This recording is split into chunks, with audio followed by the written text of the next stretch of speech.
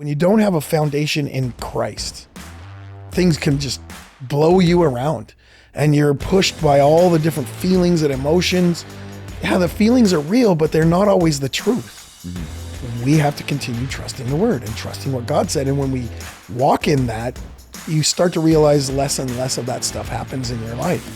Why? Because there's a hedge of protection around you that the enemy can't get through.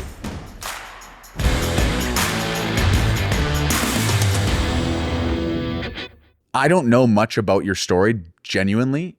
Like, really? Genuinely, I don't know a whole lot about your story, apart from the fact that you've made very sweeping statements about what has happened to you that has made me go, what the heck happened in your life? And some of the sweeping statements that I felt you've made is that you've been shot at in New York, that you've been not involved with, but you've had interactions with many different types of gangs and stuff on the streets of New York as you did the church work that you did, the ministry work that you did. Different drug dealers and stuff, yeah. Yeah, unbelievable. So my initial questions off the hop is, did you live in New York your entire life? Is that where you, where were you raised then? I was born and raised near San Francisco. Okay. So I was born in Richmond, California, but it started getting more dangerous and stuff. And so my parents wanted to move somewhere safer. So when I was about 4, we moved to Napa. Okay. And then I was raised in Napa. Mm-hmm. And then once I graduated high school, I needed to get away from some of the influences in Napa. Mm-hmm. Moved to Southern California, lived there for a year, doing custodial and stuff at a church, just trying to get my head on straight. And then went to Bible college for a couple of years, which you probably heard me joke about, that I'm one of the only pastors I know that got kicked out of Bible college. Yeah. How'd you get kicked out? Yeah. That's sweeping statements I'm talking about that we ain't just getting past. Okay. So I wasn't the greatest student. Okay. I did not enjoy school. I don't know why I even went to Bible college right away. I think it was because my mom and dad were pressuring me to do college. Yep. And I thought that was the way into ministry. Okay. But the school was near Santa Cruz. It was in Scotts Valley. So it's Santa Cruz area. And we were probably 20 minutes from the beach. Okay. And so I would roll over in the morning and look at my roommate and be like, beach or class? Yeah. Fair. It's a fair question. We went to the beach most days. Yeah. At least I did. Yeah. And so, yeah, that was where that happened. And finally grades. And I had too many chapel absences and things like that. So they had to remove me from the school. And then I went to Master's Commission at Tommy Barnett's church. Yeah. Which is in Arizona. Phoenix, okay. Arizona. Yep. And we had to do, on Saturdays, we had to do inner city, kids ministry. Yeah. And I loved it. Like up until that point, I would always avoid being with kids because they were kind of freaky. Yeah. Hard to relate to when you're older. Well, and they got jam hands and snot bubbles and so yeah, I fell in love with doing it. And the children's pastor at the time there, Jeff Alloway, said if he could, he would keep me on as somebody he could keep to do children's ministry with him. But he said, there's a ministry in New York that I could put you in touch with.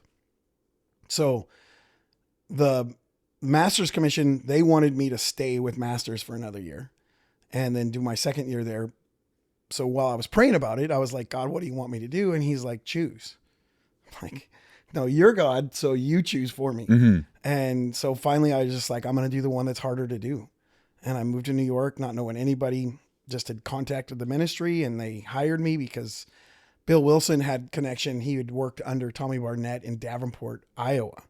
And when Tommy left to go to Phoenix, that's when Bill Wilson went to New York. Right. Okay. So you, the reason that you went to New York was because you were following Bill Wilson?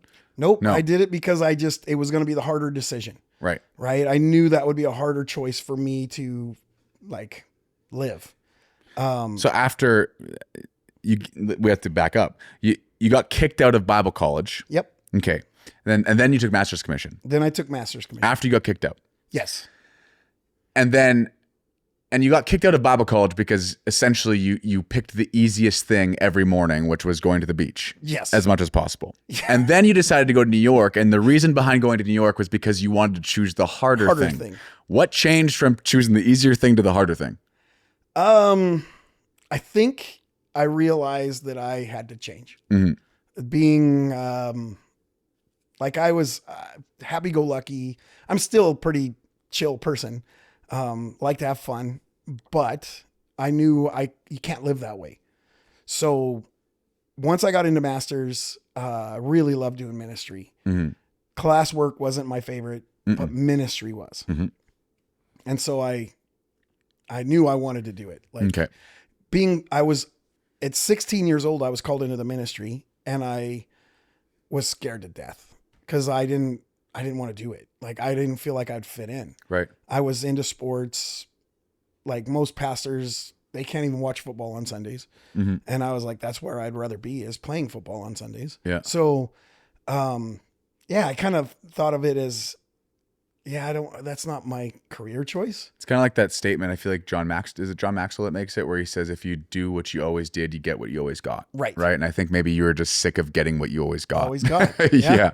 Yeah. I think that makes sense. So then I went to New York, and we got $100 a week, Mhm. but we had apartment that we had for rent free and no bills, right? You didn't have to pay the utilities, nothing.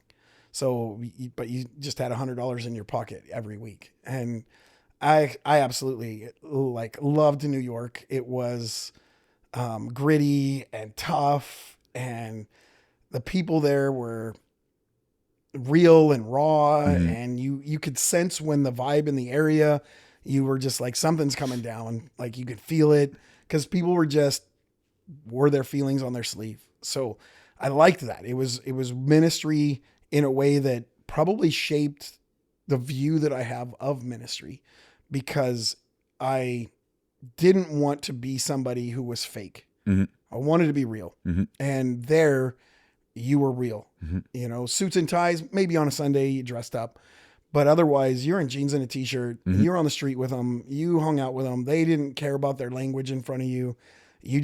You had to be real. Yeah. And so it changed the way I viewed it. I went to Rikers Island a number of times to do ministry as well. Where's that? It was a maximum security prison. I don't even know if it's open anymore, in New York. So it's kind of like Alcatraz. Is that what it was in San Francisco? Yeah, it would have been at the level of the highest offenders. Right. And we'd go in and do Bible study, and the chaplain there was a Catholic guy, and we went in and he asked me to do a devotion with him, and I did my Christianese kind of devotion. And everybody's just kind of looking at me funny. There's probably 15 guys in the room, and he starts, well, I think this is what Danny was trying to say. Yeah. And I learned a lot that day. And he used language that I was like, we're allowed to use that language? Totally, yeah. And because that's what related to the inmates. Yeah. And then they're like, oh, and then they start talking, right? Mhm. But up until that point, it was so Christianese Mhm. that it was like, this just doesn't even relate. Mm-mm. It was fun. Totally. Because I learned so much from that. Yeah. But then after about, I don't know, a week of being in New York, sleep, it's 10 o'clock, 11 o'clock at night, hear gunshots go off, and I know they're right there by my window. I'm on the second floor, and I froze. I'm laying in my bed, and I'm like, oh my gosh, somebody just like got shot. Heard the ambulances coming, all that. I was like paralyzed. Oh yeah. I was like, holy moly. Coming from Napa Valley, where it's like wine valley and everything's just easy, Mhm. to that, it was like eye-opening. And the next morning, this guy, his name's Danny Villegas, lived upstairs, him and his wife. And he comes downstairs, he goes, hey, did you see what happened last night? And me being from the suburbs, Oh. I'm laying there, or I'm standing there, and I'm like, no, man, I didn't even look out my window. Because what if the guy was still there and he shot me just because I watched? Yeah. He laughed so hard. He goes and tells the whole staff what I'd said. Because anybody who shoots somebody stays there. They don't run off. Yeah. They're right? staying there. Yeah. Yeah. Oh, that's hilarious. I love that so much. I learned so much so quick. Well, it's the way of life in those Areas. Like when me and my dad traveled to central Mexico, he was speaking at a conference in a city called Morelia. And when we talked to their church, even the pastor and the brother of the pastor, and went out for lunch with them, they were saying it was like normal for them to be watching Netflix in their apartment, and They hear gunshots. They think it's from the show. So he's like, "Oh, interesting. I don't see any guns in this show. Like, what? Where is it?" So Where's they the pause gunshot? it. The gunshots continue after they've paused the show, and then he goes, "Huh." And then he just hits play again. I'm just like, what? That's the way it was. I'd be like, I'd be fearful in that Yeah. moment. I'd be like, oh, it's the same thing as you, right? Like the naivety behind what just happened is like, he's coming for me next. You know what I Right. mean? Like that's just where it comes down to. But oh man, Not knowing. And No. it's funny because by the time I left there after 5.5 years or so, almost 6 years, I could tell you how far away the gunshots were. Oh, that's I a couple bet. blocks away. Nope, that's right around the corner. Like I was eating lunch one day at a little Spanish restaurant around the corner, left, got to the corner, heard gunshots go off. This is years later, like probably 3 or 4 years into it. This tells you how much I changed because I hear the gunshots and I turn around and run back to the restaurant because I want to be able to help if I can help. Right. Yeah. And this guy walked in, unloaded the full clip of a 9mm into a guy and walked out. So he passed me as I was coming in. So it must have been gang stuff again. Must have been drugs. Yeah. Yeah. Must have been. Yeah. Yeah. It was different than, I don't know how the gangs, I don't know if it's gangs and stuff there Totally. now. Yeah. But it was different than, it was like drug dealers It was ran targeted, certain though. blocks. Yeah. Yeah. Yeah. So it was definitely targeted. Yeah. Which in a roundabout way can bring you some peace because you're Yes. like, I'm not targeted. You know what I mean? Like Wasn't I'm for not me. in that realm. Yeah. Yeah. Oh my goodness. So then years in, was it just the amount, like the frequency of this happening that made it normal for you? Or was there something, a mindset switch that you had to have that said like, how do I get over? Because I'd imagine, especially when something happens in the middle of the night, there's something about nights. You know what I mean? Like It wakes you up. even recently in the hospital with my wife and going through what we just did, it's like nighttime was so gloomy.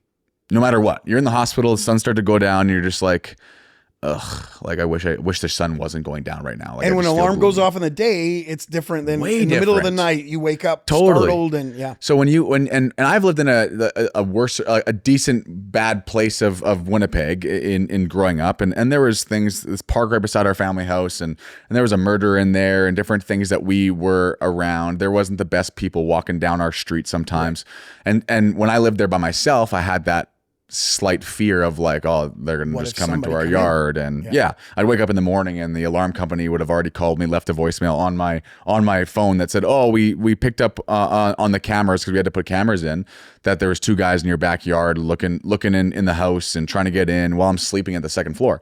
And for me, I'm like, that instantly kind of like, Yeah. you're good throughout the day. You're like, yeah, this just happened. Then you go back home and it's like, it's nighttime again now. And you're like, Right. I was good during the day, but now it's like, okay, is this going to happen again? So What's going to happen? Roundabout way of saying, how did you deal with the fear that can coexist with a situation that happens, like even the gunshots that happened outside of your apartment, right? Like Yeah. that rattles you. Yes.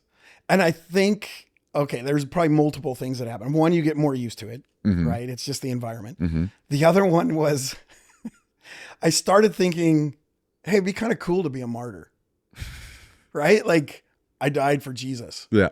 It's kind of cool. And so I would start running scenarios in my head. I get to heaven and I'm sitting with David and I'm like, hey, did you die for Jesus? Yeah. Yeah. Oh, right. I did. I'm going to go sit with that group. Yeah. Oh my gosh. I'm Yeah. with that group. Yeah. Yeah. And so you kind of play around with it A in your comedy head. switch almost. Yeah. Yeah. But you kind of had to come to grips with the fact that you could die.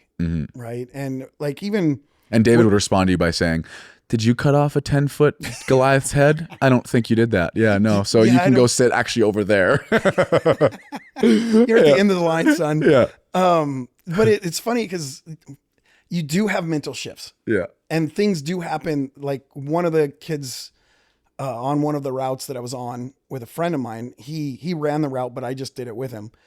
And this kid named Steven was 6, I think. And first few weeks, again, I was there, go to the funeral of his brother. And he had died of AIDS, his older brother. His older brother and him both contracted it because they were born with it. Their mom had it. Oh my goodness. So he looks up at the guy I was with, Jim, and he says to him, my brother's in heaven and I'll be there someday soon. So you're just looking at this little kid going, how in the world does this kid process that? Mm-hmm. Like, I'm scared when I hear the gunshots go off that, when I first moved there, and this kid's like embracing the fact that he's going to die. Whoa. And then we would wind up, whenever groups would come to visit the ministry, most of them wanted to take Stephen out to a ball game or something because this kid's got a shorter life and they wanted to bless him. And so we would go, and most of the time he'd either climb on Jem's lap or my lap because he knew us, and fall asleep in our arms as we were heading back to the ministry and then dropping him off. And so it gave you a bit of a wake-up call, because at that time, this is the 80s. Is it the 80s? No, it's the 90s. So we still don't know exactly how AIDS is transmitted at that point, right? And so could you catch it from somebody just if they sneezed in your face or whatever?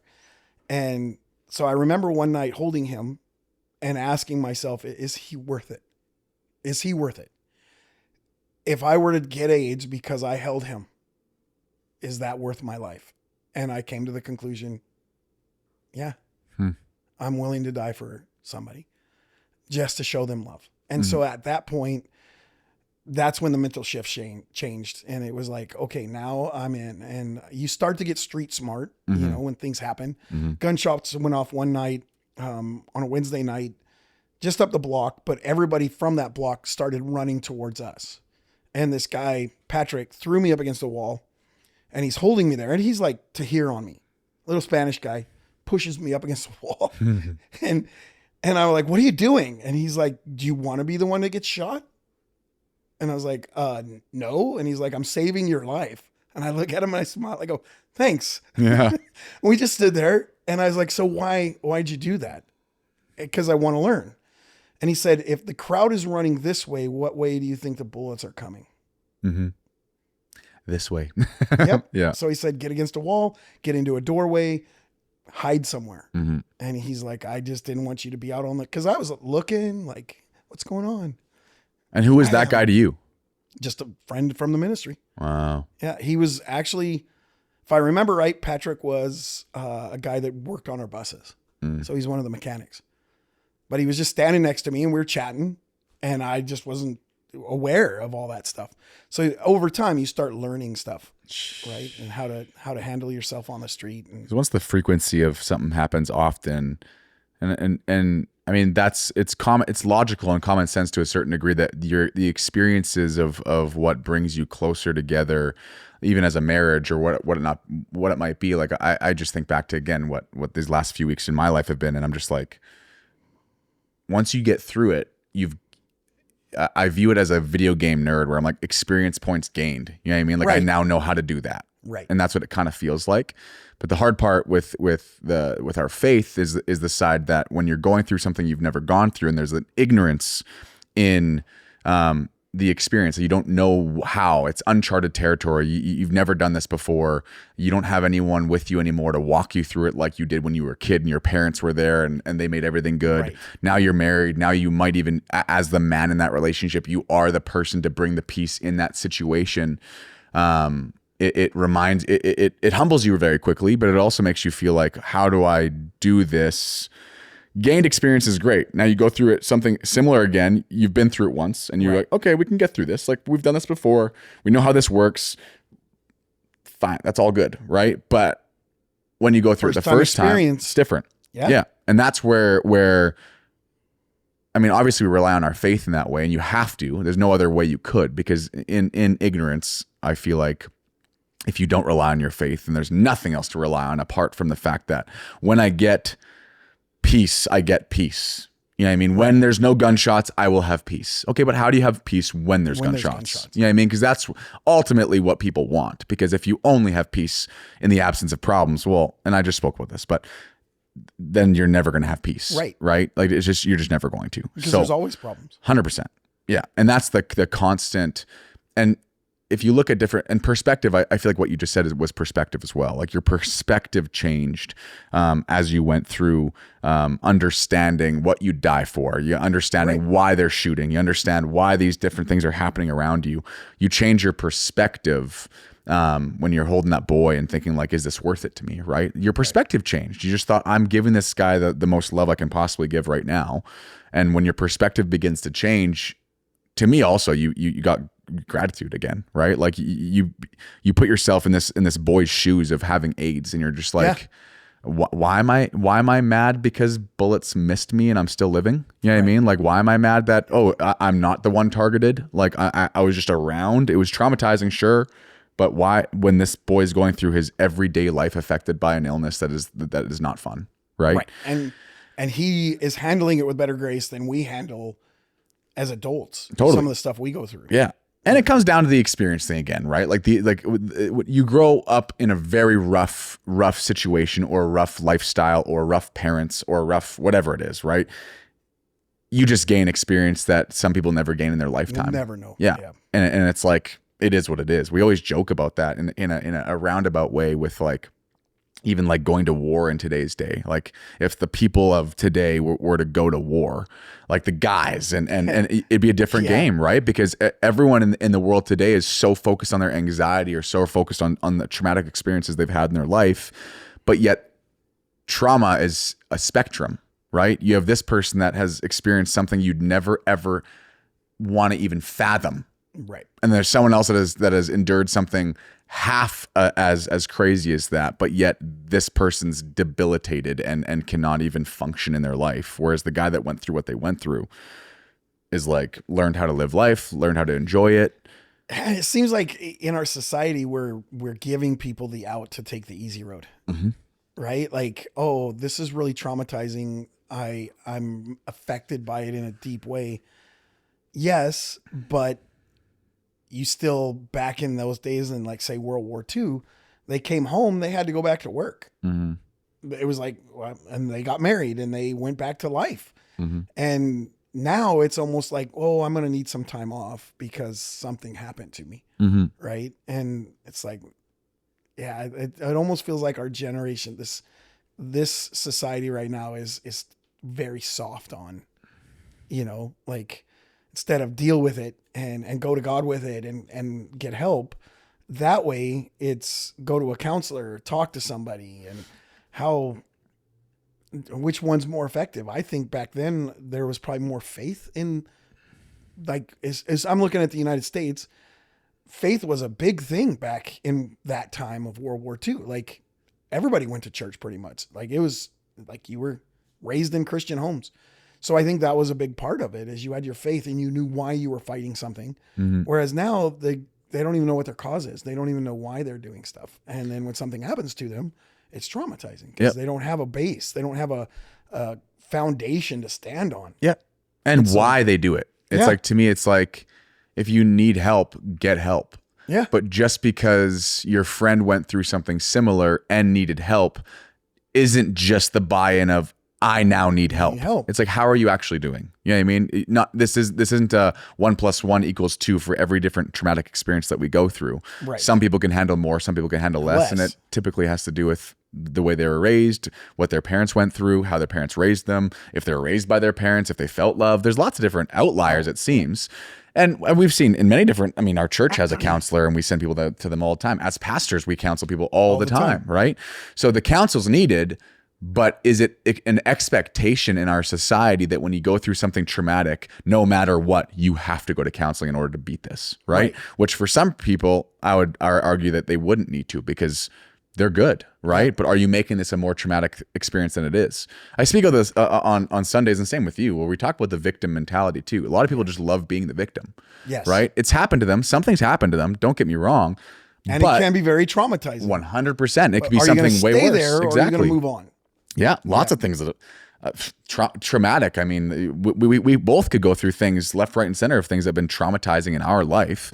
Traumatizing doesn't automatically mean that your mental health suffers to the degree of you have no idea how to live anymore. It could, right? It could. Yeah. There's certain traumatizing things that happen. I'm not dwindling that for some people, but at the same time, it doesn't just.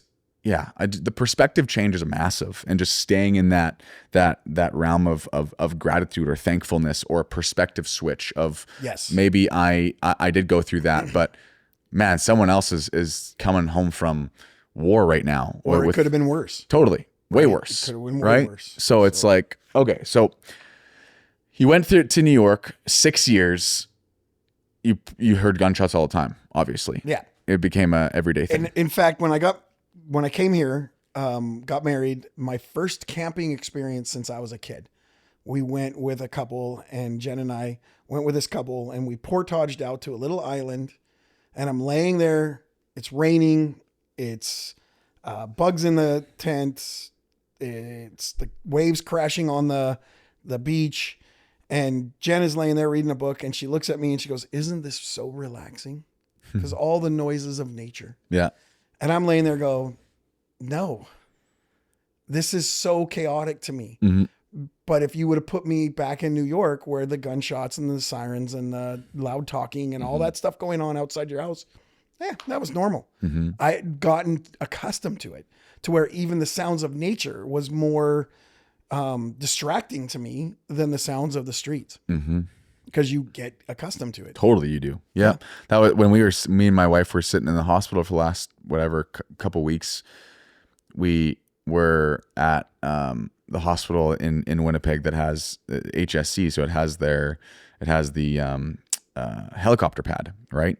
And so you're going through what you're going through, thinking the worst of the worst a lot of the time, because you're sitting in a hospital room. The hospital room is like the worst place to not let your mind reel, and you just go like, what's happening, right? You're surrounded by beeps and vital checks and all these different things that just constantly test that. But in the middle of the night, I would hear constant. Our kind of room was from the direction of where the STARS helicopter would fly over us quite often to go land at HSC and then let it get a patient off. And for me, it was like constant perspective switch to put myself in the side of going, okay, we're sitting here. Her vitals are good. She's healthy. We're fighting something hard. Don't get me wrong, but we're not in that helicopter right now. Right. You know what I mean? And that brought a lot of perspective switch. And it wasn't me trying to find someone else that was going through something harder, but someone told me a long time ago that if you're all around a Christmas tree and you're having a work party, maybe you have 20 of your friends around a Christmas tree at Christmas time, and they handed out a piece of paper. They handed a piece of paper out to each person and said, write your biggest problem in your life right now. Write it down. Okay, now that you have it, don't show any of your neighbors. Fold it up and put it under the Christmas tree. Okay, now one by one, I want everyone to stand up, mix it all around, and just grab one piece of paper. And everyone comes back with obviously not their piece of paper. And they say that if you were to open and look at that problem, you'd want yours back, the one that you wrote down. Wow. And it made me think that is unbelievably true. Even if you feel like your problem is the worst yet, if you were to compare it to your neighbors, if you were to compare it to someone that you've never met, you'd almost be grateful for the fact that that's your problem and not that, right? Yeah. And it was again, all it is a perspective switch, but sometimes that's all we need, because people are so directly focused on my problem is the worst. What I'm going through is the worst. What I'm going through is the hardest. I want everyone to know that I have the hardest thing. Yes. Self-absorbed. Complete self-absorbed. And they'll go, well, no, I'm not. I'm going through something hard. Yes, but it's still a different way of comparing lives with each other. How about let's just realize that every single person around you is going through something really difficult right now, probably. Yeah. You know what I mean? We all are. And when they react in a way that you get hurt or offended, if you remind yourself this person could be going through a really hard time, Totally. there's grace that's Totally. given. And the grace should be given in those scenarios. And we hear the same, and it's almost like a broken record for me, but like hurt people, right? Right. Everyone heard that. Everyone knows it. We've all read books about it. We understand hurt people, but we actually don't take that understanding into real life when that hurt person hurts us. We're like, what the heck, this guy? Why'd they do that to me? Totally. And you're just like, oh my goodness. Like the perspective switch is pretty huge in the way that we walk through life and what we go through. Right. And I think it's actually kind of beautiful once we've all gone through things, because one of the most peaceful things that when you go through something hard is when someone reaches out that has gone through something similar and they've made it to the other side. Right. And they say, hey man, like I know you're going through this. I get that. That's hard. I actually went through this. And they literally tell you their story and it sounds like a mirror image of yours. And you're like, oh, you've been through this? All the emotion, all thank the Lord, right? And you're like, oh, okay. And you instantly have this, and we say that at church all the time, like sharing your story, your positive story. No one wants to hear your negative story. Right. We just went through that with pregnancy, and all these moms love to tell their heroic birth stories that are horrendous, and they're strong and great, but don't tell my pregnant wife that. Like, we don't want to hear the horrendous stories right now, okay? Right. Like when she was giving birth in the hospital, there was one girl down the hall that was screaming during labor, and I'm like trying to stay in Jessica's ear, like, hey, like, and I'm trying to get her attention on something different, because I'm like, I don't want her to think this is your next step in this labor journey, is you're going to be screaming like her, right? We don't know what's going on, but let's not focus on that. Let's just focus on our journey, our battle, what we're in right now. And I was like, she literally laughs back at me, because she's like, you started talking with the dogs in my ear. You're like, I wonder what Ella's doing at home right now, is what I was saying in her ear. Because I was desperately trying to get her to not think or even hear the voices around. And did she actually start thinking about what the dogs were doing? I think she was, and she said it was funny. Laughed at you. Totally. And she's like, and she was in the middle of contractions, in the middle of active labor. Like, we were in the middle of it. And I'm like, I don't need you listening to this girl that, and again, everyone expresses their pain in different ways, and who knows what's going on in that room. And I pray for them, and of course, all that kind of stuff. But I'm just like, okay, no, it's okay. Like, and it's that perspective switch of just like, let's stay where we are right now. Let's get done with what we're in. Let's have that peace. Let's exercise what we need to exercise to make sure we're good, we're feeling good, and realize the perspective switch can happen pretty quick when you at least add someone else's problems to your life. And you're like, okay, that's a problem I don't know if I'd want. Right. Like, and you hear that all of the time. And to me, that is one of the best things, practically speaking, to get your mind off of fear and anxiety of what's to come or what you're going through, is just that perspective switch of, it could be this, you know what I mean? I could be in that helicopter, like I said earlier. Right. Like, we could be up there right now and looking down at this hospital and realizing that it seems to be the worst cases come by helicopter, right? Like, they have to be life and death. Right. Yeah.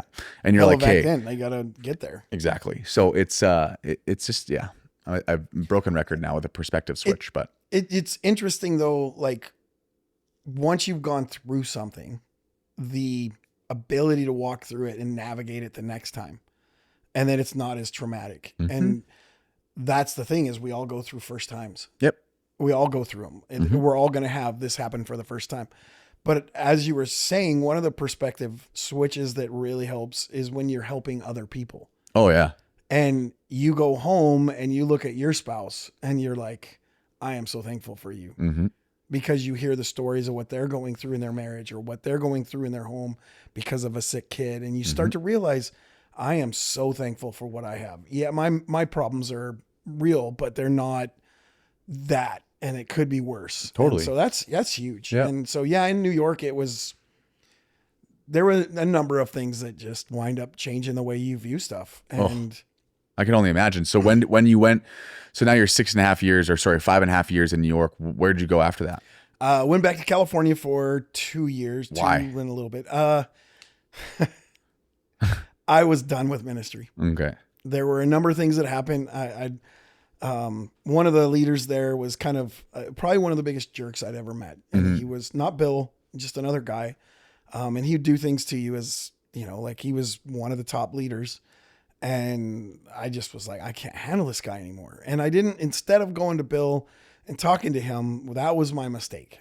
I should have went in and talked to him. But because he was one of the higher leaders, he didn't feel like you could. Mm-hmm. And so, I should have went in and not try to throw him under the bus, but say, this is what I'm dealing with and feeling. And then I also, everywhere I went, there's always projects where we weren't doing Sunday school. So when I moved there, we had 13,000 kids that we were doing a week. And then when I left, we were up to almost 20,000 kids a week. And so we had grown, we had done a lot of great stuff, but there was always areas that needed to hear about Jesus. And so I would just take on another route, and then I'd take on another route. And so I, at one point, was doing 3 routes. Most people have 1 route. So what does a route mean? So a route is a project area or a neighborhood that you go visit the kids. So for me, I was doing Sidewalk Sunday School, where we'd have a truck that was like an old U-Haul truck that you cut out the side, make a stage out of it. So it would lower down on a winch, and you'd have, poles that you put underneath so that you could use it as a stage. And you go right into the projects and you teach Sunday school right there to the kids. And you'd have 200 to 300 kids on the tarps and their parents all standing around, open air right in the middle of the project. And you're preaching to the kids. But when we would do altar calls for people to accept Christ, parents would raise their hands. Wow. And then you also bring a bus on Sundays to that same area to try to get parents to come to church on Sunday. So it kind of had a dual effect. You wanted to reach the kids, but you knew you could reach the parents through the kids. And if the kids wanted to come to church on Sunday, you could get them coming out as a family. And so started off with one route, Canarsie, and then I wound up getting another one. I'm trying to remember the name of that one, but it wasn't mine for long. I found some volunteers that came to our church and lived in that project. And so I'd have them go visit it, but I'd have to go do the Sunday school. Yeah. And then after that one got started and I kind of could pass that one off a little bit, I still had to take care of it, but not to that level. I started a route in Fort Greene, New York, which was one of the bigger projects. So that one was a bus route for Saturdays, but I still wound up every day of the week having to visit kids and go to the different projects that I did. So the one for Saturday Sunday school was on Thursdays after I did a route where I would go out and speak.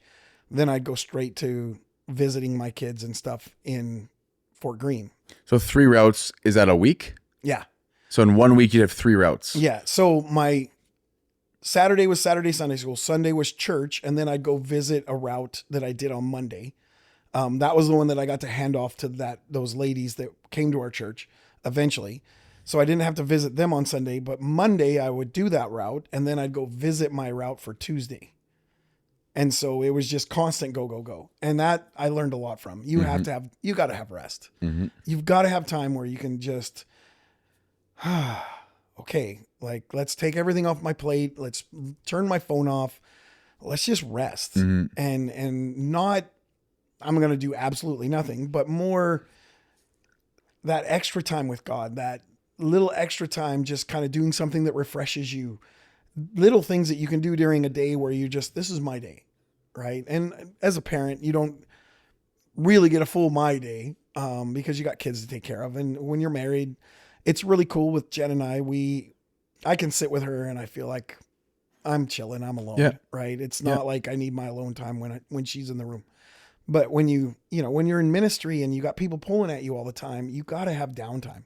You got to have time where you can just, okay, I'm going to just relax and do things that refresh me. And I never did that. Right.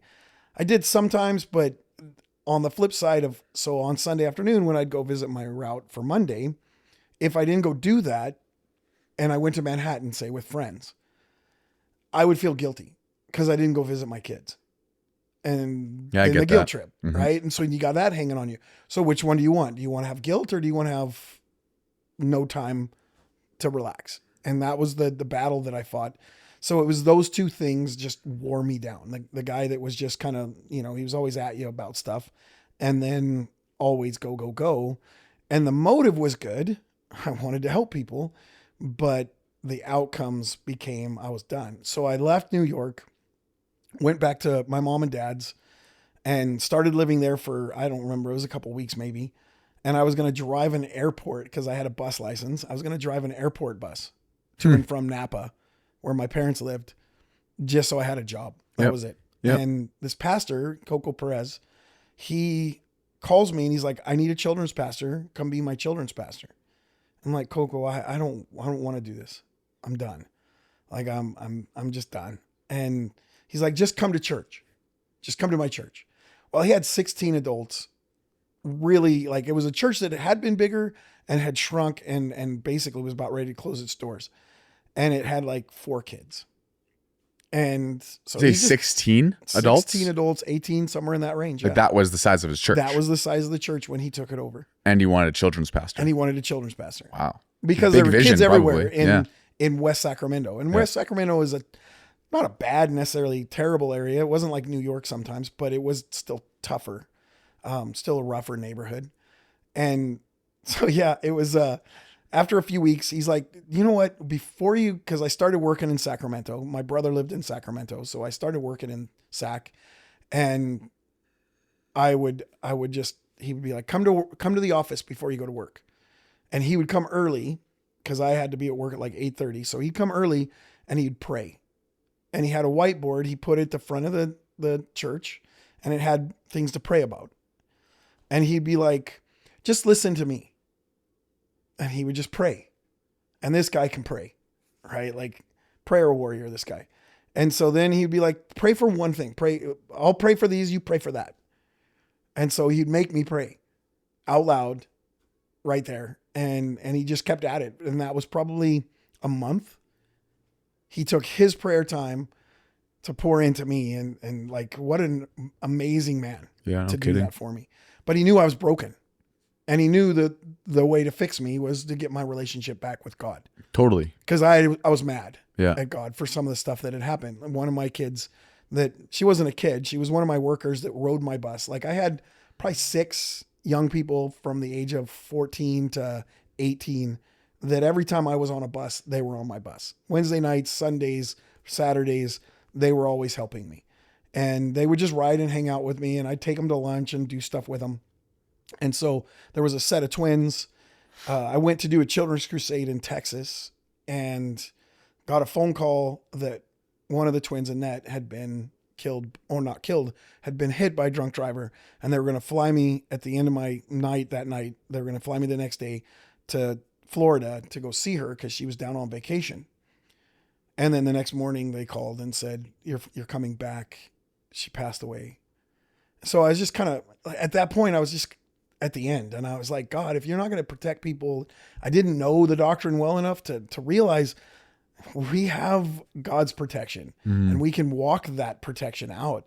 But I didn't understand that because so many good people would get hurt in New York. And so I couldn't process that. And so I was mad at God because I thought it was his fault. It was a typical God is sovereign right doctrine, where it's like, if anything bad happens in the world, well, it has to, God had to have been in it, because he either allowed okayed it or, yeah. Exactly. Yeah. So again, Coco starts praying with me, doing that. And then eventually he was just like, here's the whiteboard, pray for the things that are on the whiteboard until you have to head to work, and then just head to work. And the thing was prayer was such a big part of my life before, because in Masters, you're taught to pray for an hour. So I knew how to pray. It was just, I dropped the relationship. It wasn't that I didn't believe in God. I was just mad at him. Mm-hmm. And this helped bring me back out of that. And then I became his children's pastor, started, like I said, with like 6 kids. And, so you did accept the job then? Yeah.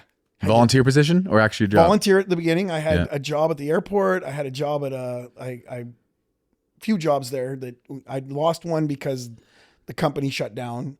And it was a transportation company where load and unload trailers for trucks. And then I got the job at the airport and loved that job. It was fun. And just loading and unloading the cart, I don't even remember, luggage carts. Yeah. And it was a blast. Totally. It was a fun job. Yeah. And so I would work that most days. And then on Saturday, I'd go to the church and work on stuff and go visit my kids. And then Sunday was church. So I still did a full-time job and did this on the side. Mm-hmm. But at that point, the relationship with God was solid, and it wasn't, it was, I don't want to say a better environment. It was just a different environment. Mm-hmm. So, well, that's the prayer side of things too, with like, you said you prayed for an hour, but didn't have the relationship still. You know what I mean? Is that what you meant? Prayed for an hour in Master's Commission, but then after that time in New York where you just got burnt out physically, and you don't have spiritual burnout, you have a physical burnout, right? Because your spirit's renewed daily. But I didn't understand all that. So then when I go back to California, he really was a mentor for me and helped me a lot and helped me overcome a lot of stuff that way. And so then our children's ministry there, by the time I left after 2.5 years or whatever it was,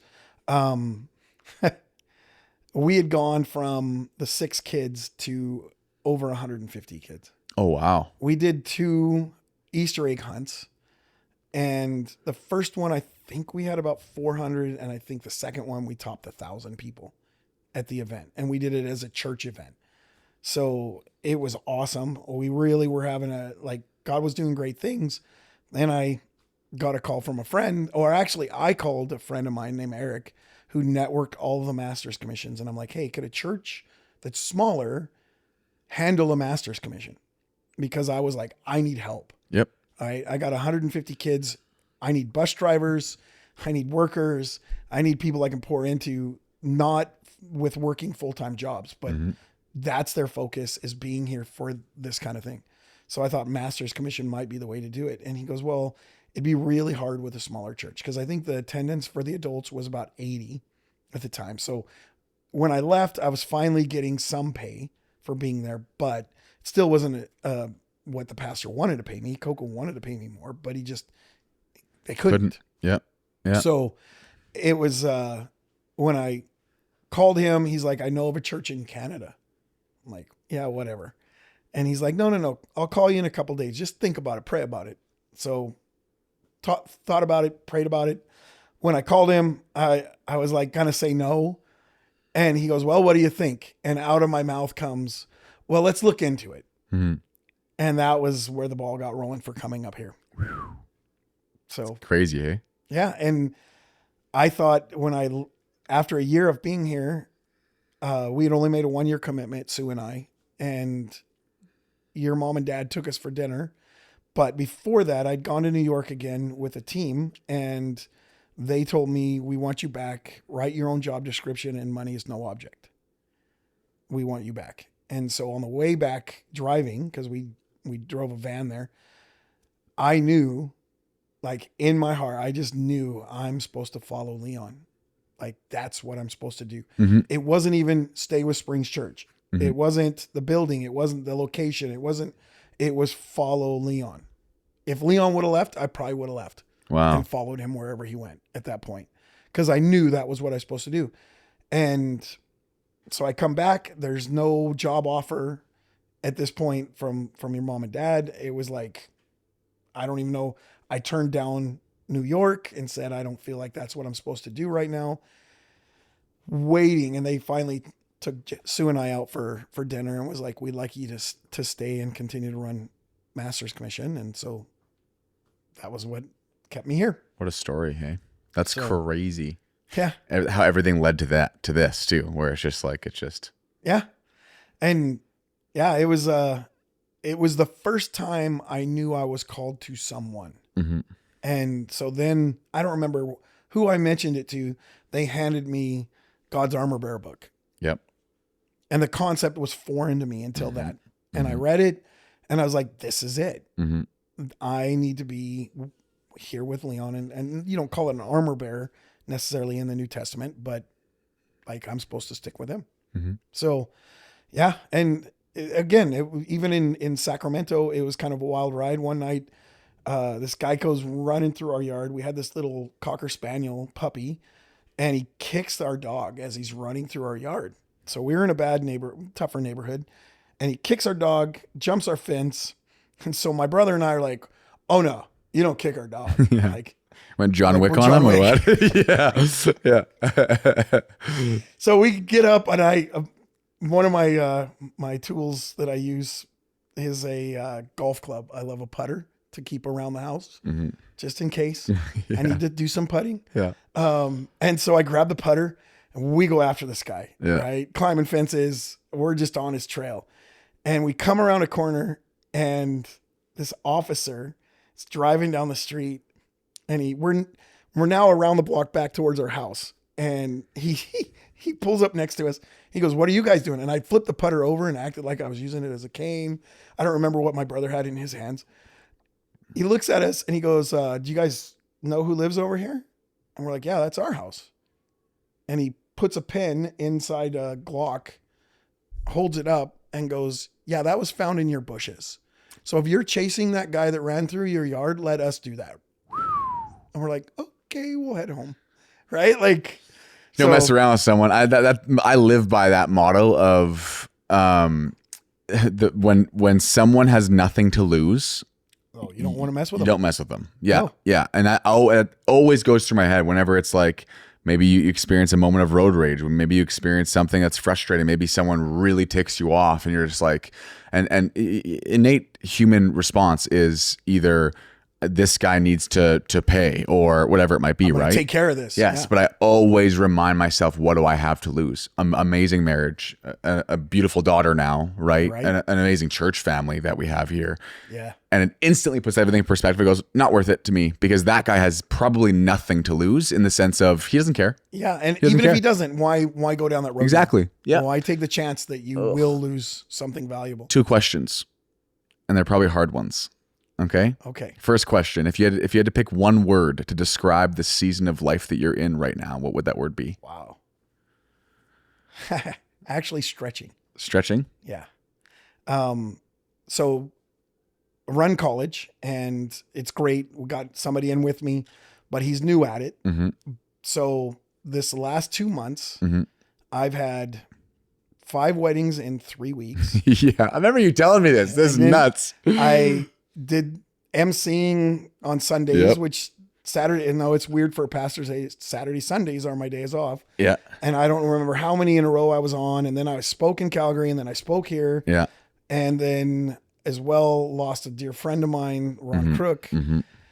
So it was like, man, I was really being stretched. Mm-hmm. And you start to have to look at things and go, okay, you want to do everything with excellence. That's the goal. But sometimes you're going to not be able to do everything as good as you wanted because you just don't have the time. Mm-hmm. And so you're triaging, okay, is this valuable as much as this is? Totally. Yeah. Like you got to weigh the values and you really start to step back and learn, okay, I feel like I've not done as well as I could have on a lot of stuff, but the grace of God covers it. And it's a season, but it was a really stretching time. And that right there, perspective change for anyone who's listening, by the way, is the fact that why did you use the word stretching and not hard? There's always hard. Yeah. Like your kid gets sick. That's hard. There's scales of hard. To me, it's a matter Stretching of, has a hopeful perspective attached to it. Though. yeah. And to me, it's like, okay, I'm going through some stuff, but the more I learn how to handle these things, the more I can handle. So if I go through a period of time like this again, it won't be stretching because I'll know how to handle it. We talked about that earlier. Yeah. I made the Experience, right? pathways. Yep. Yeah. Yep. So, that's why it was stretching. It was out of my comfort zone. And with the college team, I teach them all the time. We're going to push you out of your comfort zones. And I tell them I live out of my comfort zones a lot of the time, but it's because I want to. Yep. And a few of the marriages that I did, one was a couple from another country that just moved here and they're like, we want to get married. Okay. How do you say no to somebody who just came to the church, is just in love with what God's doing here, wants to do things right? Another couple, they both gone through divorces and hers was just finalized. And they're like, we want to get married. They've been dating for however many years and want to do it right. And so it was some of those things where you're just like, man, I can't say no to that. No. Like I want to help people live the life that God has brought them to. So yeah, there was some stretching moments and some I brought on myself. I went to a 49er game in Minneapolis for 3 days. Yeah. Had a blast. Yeah. But in the midst of all the chaos, would it have been smarter to stay here and take care of stuff? Probably. But you learn and it was fun. We had a great time with all the people we went with. And so yeah, it's just stretching would be the word. I like that word. It's a good word though. And like I said, it has a hopeful transition a part of it because it's not something that's defeating. Right. You know what I mean? Hard could insinuate that there's a defeat coming or that like you don't know if the defeat's coming yet, right? Whereas stretching just says, no, I'll make it through this. I'm just going to be a bigger, better, stronger person once this is through. Okay, last question, then we can wrap up. And you can go as in-depth or as not in-depth as you want on this question, okay? Okay. What's the hardest thing you've ever went through in your life and how'd you get through it? Oh man. I would say there's been some difficult stuff. Leaving New York was difficult because I thought I was walking away from my call. That was tough. That was really hard. But at the same time felt burnt out So- physically from that call. Right. Right. Yeah. So that would have been a very weird fork in the road. Because you're now, what am I supposed to do with my life? Yeah. I thought it was this, but maybe I'm not called to this. Yeah. Then in Calgary, so give context, as Springs Church, I'd been here for 10 years. Pastor Leon and Sally asked us to move to Calgary and help start the church in Calgary. We had been there for probably 2 years. Things were going good. We were growing and loved what I was doing. Mm-hmm. And we wanted to have another baby and had a miscarriage. And then tried again. That one didn't hit me as hard as the second one did. Because the first one, I kind of was like, okay, was I in faith? Like, was I really standing in faith and being like, okay, God, you've got us. This baby's going to be healthy. So I was like, okay, I'll take responsibility for that one. Because I wasn't doing my part. Mm-hmm. So I didn't get upset with God on that one. But the second one, that was brutal for me. Because I thought, well, here I am trusting you, God. Yeah. Here I am laying down my life for you, God. And you couldn't even save my kid. And it rocked my world. I went into a depression. I don't even remember how long it was. It was at least over a year. Mm-hmm. Your dad and I had multiple conversations. Some were, are you happy here? Do you want to stay on staff here? Because he was worried. He was like, I brought this pastor out and now I don't even know where his head is. Mm-hmm. And I'd talk to him and I'd tell him what was going on, but I needed to sort it all out. And the way I did it was, it helped with some of the stuff your dad said. One of them was, we fight a good fight for faith. Mm-hmm. And the scriptures say we fight the good fight of faith. But he was like, put it this way. How many of like heroes or people that you watched as boxers won every single match, right? They won every fight, and none of them that I could name. Mike Tyson, when I was living in New York, was the guy everybody loved because he was just a brawler, right? Well, he got losses. When I was a kid, Muhammad Ali was my favorite. You know, no one could beat Muhammad Ali. Well, he got beat, Mm-hmm. right? So just really put it into perspective is you're going to get knocked down, Mm-hmm. and you got to fight for your faith. Mm-hmm. You got to fight to stay in faith. The word of God says this. Are you going to believe that? Or are you going to believe your circumstance? Mm-hmm.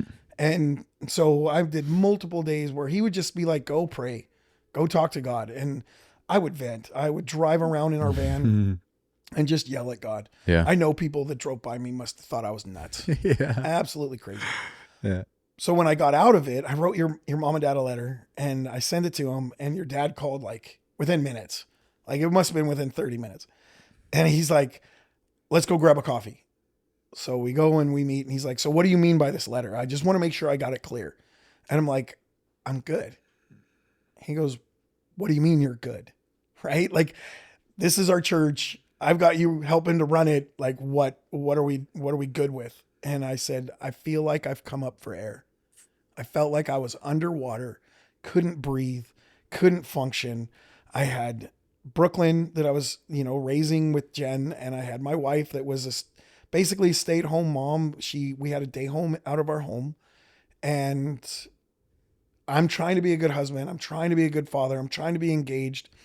And I'd take Brooklyn out on daddy dates, and sometimes she would just sit in my arms on the C train, and I'd just start to cry because I didn't know how to cope. Mm-hmm. I have this kid that's so valuable to me that I love so much, but I'm in this dark place where I feel like I can't even take a breath. Mm-hmm. And all of a sudden it was like, boom, I'm out. And he's like, what do you mean? Kind of thing. And I was like, I don't know how to explain it. He's like, what do you think did it? I go, some of the stuff you had said, but I think the fact that I stayed consistent, I still did my devos. I still did my time with God. I did extra time with God. And I never quit living. I didn't shut down. I didn't let myself just go in a room and do nothing. Right. And I realized that because I kept talking to God, and because I'm probably shouldn't have asked why now that I have more information and knowledge. But I ask God why constantly, and no answer came. There was no answer for why. And I wasn't in faith because I was believing God. And it wasn't that God didn't step in and intervene. It was, we have an enemy that seeks to steal, kill, and destroy our life. And once that became reality, is I'm constantly going to be fighting for my faith. The enemy wants to steal it. The enemy wants to destroy us. He doesn't want us to walk in victory. He's going to come at you. And I also came to a realization that it's not really himself. I don't think for me, I might have, some oppression from a demon, or they try to come at you kind of thing. I wouldn't say oppression, just coming at you. But I look around the world and look at some of these pastors and leaders that are doing so much on a world scale. Well, I guarantee you the devil's focused on them more than he is on me. And so I realized, perspective for sure, man, this is life. Because of the fall, because sin entered the planet, I want to blame the devil, but it is the devil's fault because he corrupted the world. But once you have Christ in your life, the victory is yours. And yeah, we have things that can knock us over, but that doesn't change the word. That doesn't change your foundation. No. And that's kind of what I was saying earlier. When you don't have a foundation in Christ, things can just blow you around and you're pushed by all the different feelings and emotions. Yeah, the feelings are real, but they're not always the truth, right? I'm blaming God and I'm mad at God. The anger is a true feeling, but the truth was the fact that the devil had corrupted this world, that pain comes, sickness comes, things like having a miscarriage happen. And we have to continue trusting the word and trusting what God said. And when we walk in that, you start to realize less and less of that stuff happens in your life. Why? Because there's a hedge of protection around you that the enemy can't get through. I feel like the question why too, within the context of like, why God, why does this happen? And why is this? Why is that? It's a question everyone loves to ask, but I feel like it instantly solidifies you in the victim slot, right? Like the answer, if you do get the answer to why, it just furthers that this is what happened to you. This is your truth. This is what happened. And here you are. That's your why, right? Well, it happened because of this and this and this. It just helps you give another reason as to why you're down and out, or why you're depressed, or why you're hurt, whatever it might be. It seems like that's always, because everyone always wants the why. But if you talk to someone who has allowed their hurt to become their trophy, or allowed identity, it's always the why behind it. Well, when I was this age, this happened because of this and this and this and this. They know exactly what happened, why it happened to them, and they're good now. They know, right? They're not good, don't get me wrong, but it gets them to that side. And what you said before of fighting the good fight of faith too. My dad used to always say too, keep it simple, stupid. All the time. KISS. Keep it simple, stupid, right? And that's what I always go back to in my faith too. And my dad used to always say, God good, devil bad. You know what I mean? So it's like, and that's the foundation of the doctrine that we have right now is God good, devil bad. If something's going bad in your life right now, it's not God, it's devil, right? Devil doesn't have the power to take you out as long as you stay rooted in the foundation with God. But then the fight of faith also is another way of keeping it simple, stupid, because the Bible only talks about one fight, and it's the fight of faith, right? And pastors have done many messages on this. I'm saying there's only one fight that you need to have in your life. Only one. You don't fight cancer. You don't fight relationship that's ending. You don't fight anything like that. You don't fight the devil. You just fight to stay in faith. If you stay in faith, everything else gets fought for you. You know what I mean? And that's a very freeing perspective to have. And not even perspective, faith to have. It's a very freeing doctrine, and it's the truth, because when you do get in there, and like you just said, I guess the simple answer to what you gave me about the hardest time of your life and how you got through it was you doubled down in your relationship with God, which is an easy way of always giving the answer to anything that we go through, but it is honestly the answer, you know? For me, that's the only way. And sometimes if we dwindle it even further, it's like maybe you even took more time to chill and more time to relax and more time to look in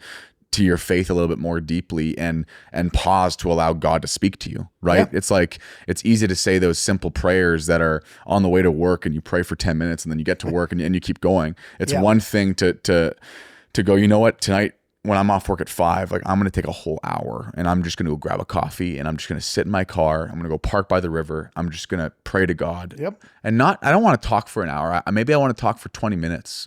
And every 5 minutes, maybe I want to ask God for his direction and see what's going on, and then just pause and allow my spirit to take something or not. Right. And that's what I feel like a lot of these things, that when we go through something hard, whatever it might be, sometimes it's just finding the still quiet moments and allowing yourself to sit in it. But many people don't like to do that because in their still quiet moments is anxiety. Right? It's like, no, I have to keep myself busy. Me and my wife just had this conversation before. I'm like, do we want to spend the rest of our life keeping ourselves busy, or do we want to figure out how to arm ourselves for what's to come? Right? Because if we keep ourselves busy, that's one thing. Let's go watch Friends. Fire up Crave, let's watch Friends, right? Yeah. It's like you're laughing, you instantly forget about the crap in your life. You instantly feel like you're back to normal. But the moment you turn that television show off, everything's back to where it was before you turned it on, right? And you instantly go, this didn't help anything. Yeah. It made us laugh. We had some fun. Maybe we quote it throughout the day and we laugh our heads off, but it doesn't take us out of the anxiety or the fear that we might have. And that's where I constantly keep it simple, stupid, and just fight the great fight of faith. Figure out what it is where you are weakened, because everyone has weaknesses all the time. If it's anxiety, great. Figure out what it is, why it is, how you get through it. Don't ask why your anxieties come up. I just spoke about this on Sunday, where it's like, identify the stupid lie that anxiety always comes with. Right. It always comes with one, right? It always comes with one. Yep. And once you identify that and then replace with a gratitude or thankfulness of going, okay, God, I thank you that your word says this. You've now disarmed that lie, realized that it actually was just a lie and nothing more, and allows you to focus on, like you said, the great fight of faith. Right? Because to me, I love simplifying things. That's my favorite thing. I'm just like, how can I make this more simple? This is not a complex issue. Right. That's what I always think. This is easy. This is an easy issue. Why am I making it so complex right now? Well, I find that faith and fear operate in the same mode. Yes. They're both believing something that might happen. Yep. Could happen.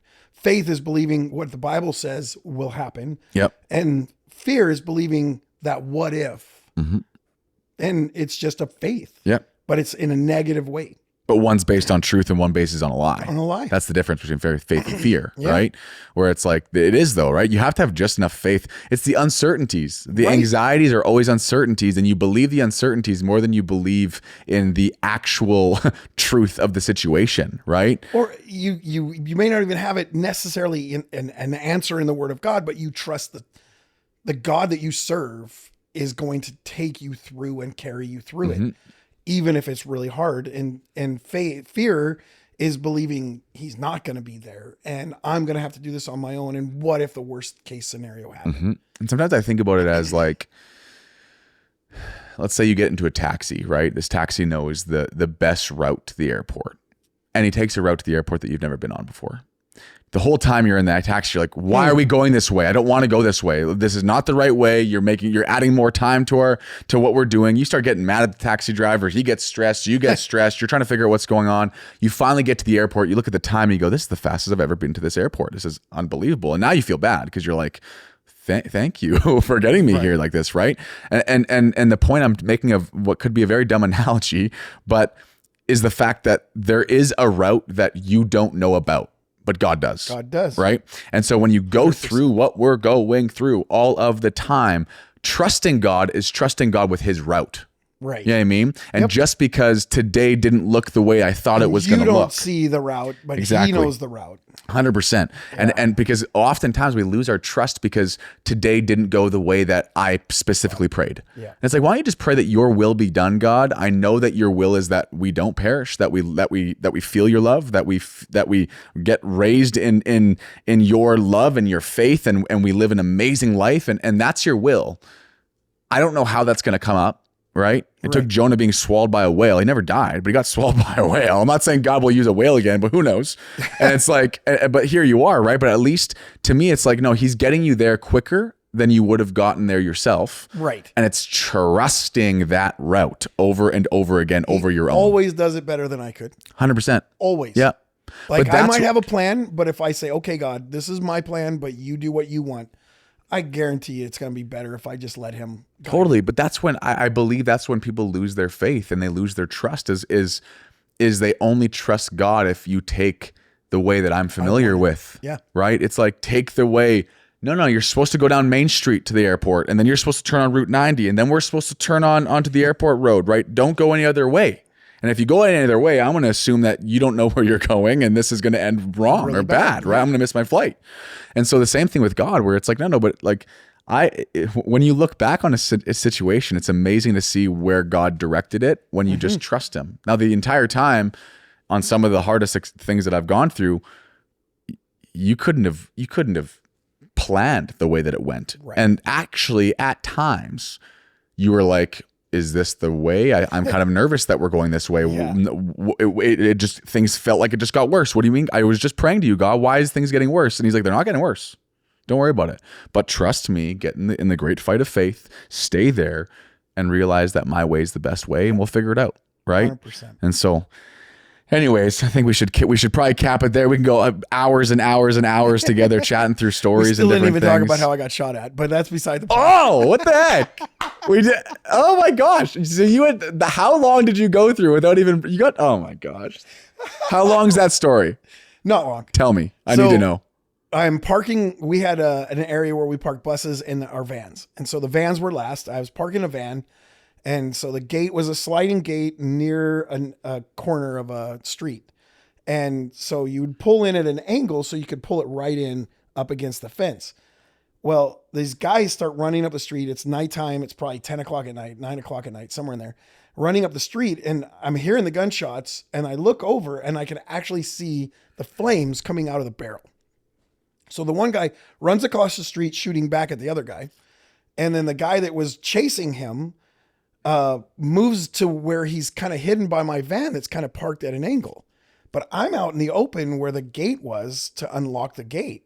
So he's hidden behind the van.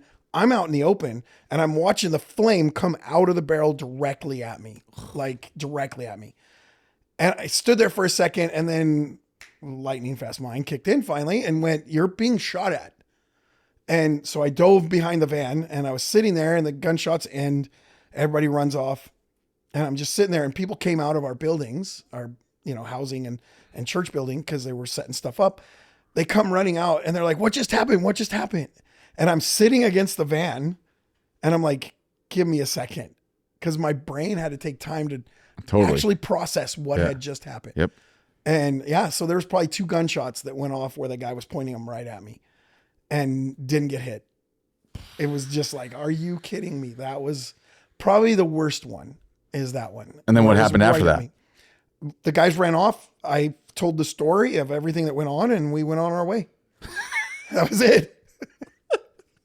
What the heck, eh? Yeah. We went on our way. Went on our way. Just like, what are you talking about? And then the second one, I'm walking to the office, and I don't remember what time it was, time of day. And I'm at the corner where the drug dealers hung out. And we had to pass them to go to our office every day. So we knew them. They knew us. We didn't mess with them. They didn't mess with us. And this car, it was a taxi cab. The guy in the back seat pulls out, he's like got a Glock, and he starts shooting at the guys on the corner. But I'm probably from you to me from the guys on the corner. So I'm right in the middle of it. They all start scrambling. But this guy's now past us. He's not going to hit us. He hits nobody. He hit nobody. And a guy runs into the corner store, a bodega is what they call them, and runs in, comes running back out with an Uzi, fully automatic Uzi, and starts unloading it into the back of the taxi cab. And that guy just sped off. Oh my goodness. And so I stood there watching the whole thing, and I kind of smiled at the guys, and I'm like, having a rough morning? They start laughing. And then I start looking around, and I'm like, where's the camera crew? And then they all lost it. I'm like, didn't that feel like a movie? Yeah. I felt like a movie. No kidding. Right? Yeah. And then I just walked on to church or to the office. They thought you were nuts, man. They thought you were nuts for sure. Oh, because I'm just like, that was insane. They went home traumatized, and they thought, and the craziest guy talked to us after this all happened and just went on his way as if nothing happened. Oh my goodness, man. Yeah, that was just nuts. That's crazy. Well, there you go. Now we know that you got shot at. Know the stories. I'm surprised that I have not heard these stories till now. Like it's crazy, but you know what? I tell people that I've been shot at. It's kind of like going into your past. I have a past, but I don't glorify it. No. It's like, it's the past. and it's fun to just stop there. I've been shot at. Right. Right. Anyways, I gotta go, but yeah. And then they're like, what? We need to know. It's a cliffhanger, right? You're like, what in the world's going on? But anyways, tell us the story. Oh man, thanks so much for chatting, and it's always good to get the stories and talk about it and bounce around faith ideas too. It's always fun with this kind of stuff. So for those of you that are listening to the podcast though too, if you want any more content from this, you can obviously follow this page for on Spotify or anywhere you listen to your podcasts, as well as Instagram Zach Fontaine, YouTube Zach Fontaine, anywhere. Lots of stuff through Springs Church here in Canada. But apart from that, we'll see you again next time.